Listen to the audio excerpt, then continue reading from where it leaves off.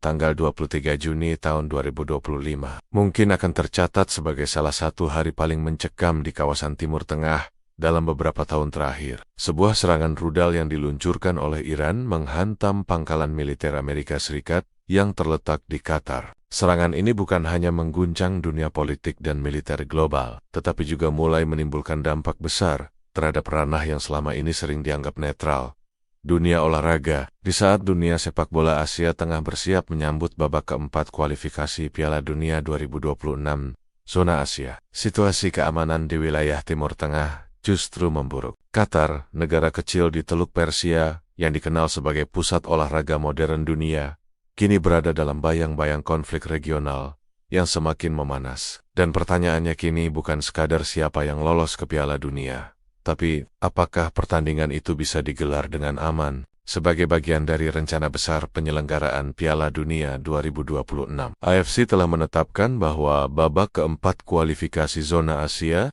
akan dilangsungkan dengan sistem terpusat. Dua negara di Timur Tengah, Qatar dan Arab Saudi, dipilih sebagai tuan rumah ajang penting ini. Qatar sendiri bukan pemain baru dalam dunia sepak bola global. Setelah sukses menyelenggarakan Piala Dunia 2022, negara ini dianggap memiliki infrastruktur olahraga kelas dunia. Stadion modern, sistem keamanan, dan kemajuan teknologi menjadikan Qatar sebagai simbol baru kekuatan olahraga Timur Tengah. Namun, situasi berubah drastis pada Juni tahun 2025 saat Iran secara tiba-tiba meluncurkan serangan rudal ke pangkalan militer AS yang terletak di wilayah Qatar. Serangan ini tidak hanya menggetarkan ranah militer, tetapi juga menimbulkan kecemasan di berbagai sektor lain, termasuk olahraga internasional. Perlu diketahui bahwa ketegangan antara Iran dan Israel telah berlangsung lama, dengan sejarah konflik yang kompleks dan penuh gejolak. Namun dalam beberapa bulan terakhir, tensi ini meningkat secara drastis. Israel menuduh Iran terlibat dalam berbagai aktivitas militer rahasia, sementara Iran mengecam keterlibatan Israel dalam urusan dalam negeri kawasan. Ketegangan semakin parah saat Amerika Serikat, sekutu dekat Israel, turut terlibat dalam konflik,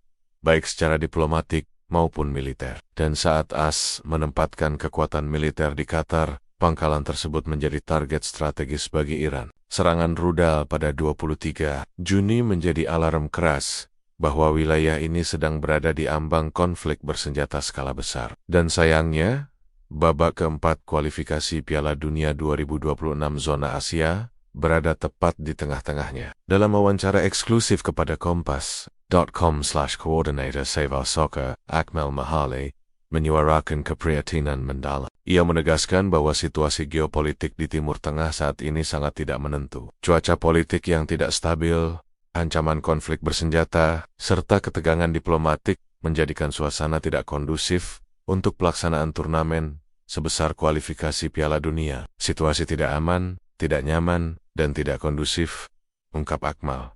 Dan ia punya alasan kuat untuk khawatir. Dalam dunia sepak bola, keamanan bukanlah hal sepele. Keselamatan pemain, pelatih, ofisial, bahkan supporter dari berbagai negara harus menjadi prioritas utama. Sebab, sepak bola bukan sekadar soal menang atau kalah, tapi tentang nilai-nilai kemanusiaan, solidaritas, dan perdamaian.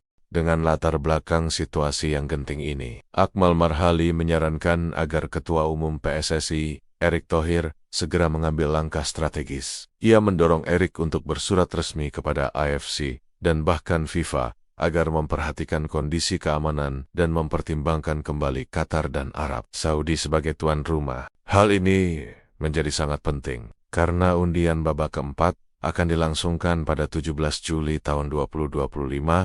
Jika tidak ada tindakan cepat, maka persiapan akan terus berjalan seolah tidak terjadi apa-apa, padahal potensi ancaman nyata sedang mengintai. Akmal menegaskan, keselamatan pesepak bola harus diutamakan. Sepak bola harus menjaga nilai-nilai kemanusiaan dan keamanan. Dari 6 tim yang lolos ke babak keempat, hanya Indonesia yang berada di luar wilayah konflik. Kontestan lain yaitu Qatar, Arab Saudi, Irak, Uni Emirat Arab, dan Oman, semuanya berada di kawasan yang sedang mengalami ketegangan politik dan potensi konflik bersenjata. Indonesia, dengan stabilitas politik dan keamanan nasional yang relatif terjaga, muncul sebagai alternatif yang rasional. Apalagi, Dalam beberapa tahun terakhir, Indonesia telah menjadi tuan rumah berbagai ajang internasional, dari Piala Dunia U17, SEA Games, hingga World Beach Games, fasilitas olahraga di Indonesia, seperti Stadion Utama Gelora Bung Karno, Stadion JIS,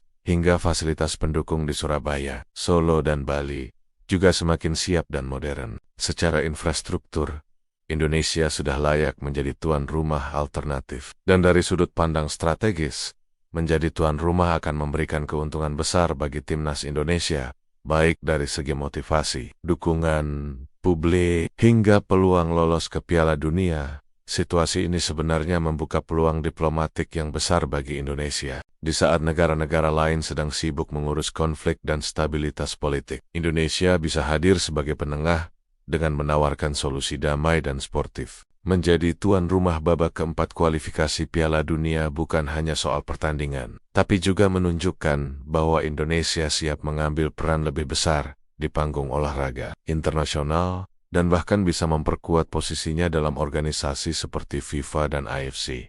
Dalam sejarahnya, sepak bola selalu memiliki peran sebagai pemersatu. Di tengah konflik dan kekacauan, sepak bola hadir sebagai simbol bahwa rakyat dunia bisa bersatu di atas lapangan hijau, atau kita akan memilih jalur yang lebih aman, lebih manusiawi, dan lebih masuk akal. Namun, simbol itu hanya akan berarti jika nilai-nilai dasar seperti keamanan dan kemanusiaan benar-benar dijunjung tinggi. Apakah kita akan tetap memaksakan pertandingan di wilayah yang terancam konflik bersenjata? Indonesia mungkin tidak punya sejarah panjang di Piala Dunia, tapi ini adalah momen bagi kita untuk menunjukkan bahwa kita siap menjadi tuan rumah, siap menjaga nilai-nilai olahraga, dan siap memperjuangkan sepak bola yang adil, aman, dan penuh harapan. Bagaimana menurut kalian? Apakah Indonesia pantas menjadi tuan rumah babak keempat kualifikasi Piala Dunia 2026? Atau menurut kamu pertandingan harus tetap diadakan di Qatar dan Arab Saudi, meski ada ancaman keamanan? Tulis pendapat kamu di kolom komentar. Dan jangan lupa like, subscribe, dan aktifkan lonceng notifikasi. Karena di sini, kita nggak cuma bahas skor, tapi juga cerita besar di balik sepak bola.